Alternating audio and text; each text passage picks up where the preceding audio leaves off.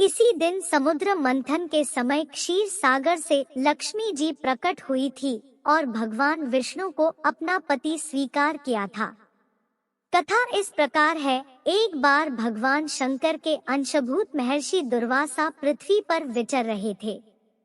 घूमते घूमते वे एक मनोहर वन में गए। वहां एक विद्याधर सुंदरी हाथ में पारिजात पुष्पों की माला लिए खड़ी थी। वह माला दिव्य पुष्पों की बनी थी। उसकी दिव्य गंध से समस्त वन प्रांत सुवासित हो रहा था। दुर्वासा ने विद्याधरी से वह मनोहर माला मांगी।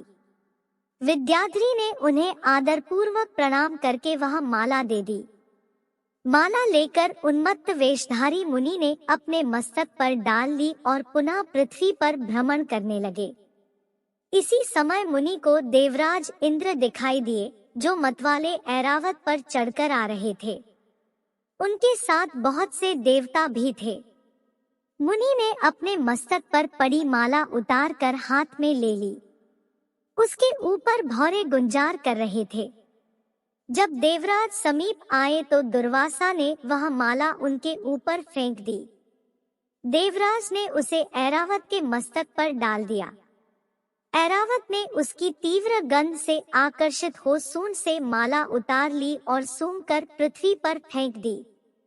यह देख दुर्वासा क्रोध से जल उठे और देवराज इंद्र से इस प्रकार बोले, अरे ओ इंद्र, ऐश्वर्य के घमंड से तेरा हृदय दूषित हो गया है।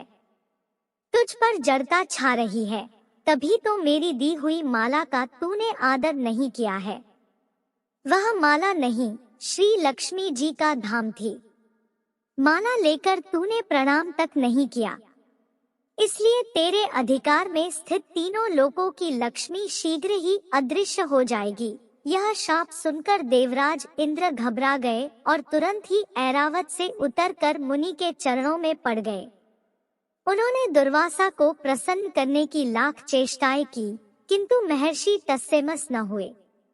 उल्टे इंद्र को फटकार कर वहां से चल दिए। इंद्र भी ऐरावत पर सवार हो अमरावती को लौट गए। तब से तीनों लोकों की लक्ष्मी नष्ट हो गई। इस प्रकार त्रिलोकी के श्रीहीन एवं सत्वरहित हो जाने पर दानवों ने देवताओं पर चढ़ाई कर दी। देवताओं में अब उत्साह कहाँ रह गया था। सबने हार मान ली। फिर सभी देवता ब्रह्मा जी की शरण में गए। ब्रह्मा जी ने उन्हें भगवान विष्णु की शरण में जाने की सलाह दी तथा सबके साथ वे स्वयं भी क्षीर सागर के उत्तर तट पर गए। वहां पहुंचकर ब्रह्मा आदि देवताओं ने बड़ी भक्ति से भगवान विष्णु का स्तवन किया। भगवान प्रसन्न होकर देवताओं के सम्मुख प्रकट हुए। उनका अनुपम तेजस्वी मंगलमय विग्रह देखकर देवताओं ने पुनः स्तवन किया। तत्पश्चात भगवान ने उन्हें क्षीर सागर को मथने की सलाह दी और कहा, इससे अमृत प्रकट होगा। उसके पान करने से तुम सब लोग अजरमर हो जाओगे, किंतु यह कार्य बहुत दुष्कर है। तुम्हें दैत्यों को भी अपना साथी बना लेना चाहिए। मैं तो तुम्हारी सहायता करूंगा ही। भगवान की आज्ञा पाकर देवगण दैत्यों से संधि करके अमृत प्राप्ति के लिए प्रयास करने लगे। वे भांति भांति की औषधियां लाए और उन्हें क्षीर सागर में छोड़ दिया। फिर मंदराचल पर्वत को मथानी और वासुकी नागराज को रस्सी बनाकर बड़े वेग से समुद्र मंथन का कार्य आरंभ किया। भगवान ने वासुकी की पूंछ की ओर देवताओं को और मुख की ओर दैत्यों को लगाया। मंथन करते समय वासुकी की निश्वासाग्नि से झुलसकर सभी दैत्य निस्तेज हो गए और उसी निश्वास वायु से विक्षिप्त होकर बादल वासुकी की पूंछ की ओर बरसते थे, जिससे देवताओं की शक्ति बढ़ती गई। भक्त वत्सल भगवान विष्णु स्वयं कच्छप रूप धारण कर क्षीर सागर में घूमते हुए मंदराचल के आधार बने हुए थे।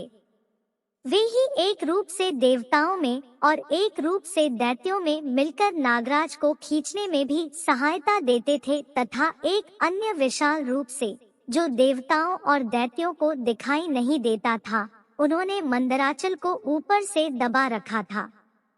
इसके साथ ही वे नागराज वासुकी में भी बल का संचार करते थे और देवताओं की भी शक्ति बढ़ा रहे थे।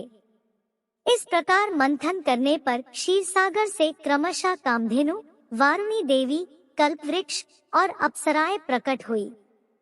इसके बाद चंद्रमा निकले, जिन्हें महादेव जी ने मस्तक पर धारण किया। फिर विष प्रकट हुआ, जिसे नागों ने चाट लिया। तदनंतर अमृत का कलश हाथ में लिए धन्वंतरी का प्रादुर्भाव हुआ। इससे देवताओं और दानवों को भी बड़ी प्रसन्नता हुई। सबके अंत में क्षीर समुद्र से भगवती लक्ष्मी देवी प्रकट हुई। वे खिले हुए कमल के आसन पर विराजमान थी। उनके अंगों की दिव्य कांति सब ओर प्रकाशित हो रही थी। उनके हाथ में कमल शोभा पा रहा था। उनका दर्शन कर देवता और महर्षिगण प्रसन्न हो गए। उन्होंने वैदिक श्री सूक्त का पाठ करके लक्ष्मी देवी का स्तवन करके दिव्य वस्त्राभूषण अर्पित किए। वे उन दिव्य वस्त्राभूषणों से विभूषित होकर सबके देखते देखते अपने सनातन स्वामी श्री विष्णु भगवान के वक्षस्थल में चली गई।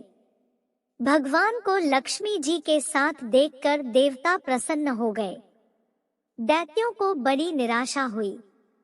उन्होंने धन्वंतरी के हाथ से अमृत का कलश छीन लिया, किंतु भगवान ने मोहिनी स्त्री के रूप से उन्हें अपनी माया द्वारा मोहित करके सारा अमृत देवताओं को ही पिला दिया। श्री लक्ष्मी जी ने देवताओं को मनोवांछित वरदान दिया। तो दोस्तों, कैसी लगी आपको हमारी आज की कहानी? आप अपने अनुभव हमारे साथ साझा करें और भविष्य में आप किस विषय पर वीडियो चाहते हैं हमें कमेंट में बताएं और लाइक करें, शेयर करें और अगर चैनल पर नए हो तो सब्सक्राइब करें। आप सभी का धन्यवाद।